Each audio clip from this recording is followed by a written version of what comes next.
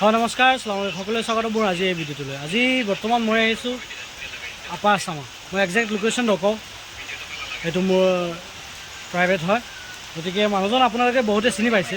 এজন মানুহ আৰু সেইটো আৰু আপাৰ আছামত যদি মানুহ ক'ব লাগে মানুহ এজন আছে, এইজন আৰু মই ইমান সমূহত ইমান হেৰি নকৰোঁ। আৰু এজন চাচা আছে মোৰ লগত, আৰু এজনো আহিলে। এতিয়া কথাটো হ'ল আহিছোঁ অলপ আগত, কিন্তু বৰষুণ পৰিছে, গাঁৱত মালো আছে, কিনিবলৈ বহুত মাল আছে, ভালেমান মাল আছে, কিন্তু বৰষুণৰ ফলত মই ইঘৰৰ পৰা সিঘৰ সক্ষম নহয়। টিৱালত আছে তুমি ন? ঠিক আছে, টিৱাল আপোনালোকে টিৱাল চিনি পায় নাই? ফৰকাটি ষ্টেচনত নামি পেলাই আপুনি টিৱাল বুলি ক'ব, তাতে আপুনি টমটম বা ই বেটাৰী ৰিক্সা আপুনি লৈ আহিব তেওঁৰ ঘৰত টিৱালত।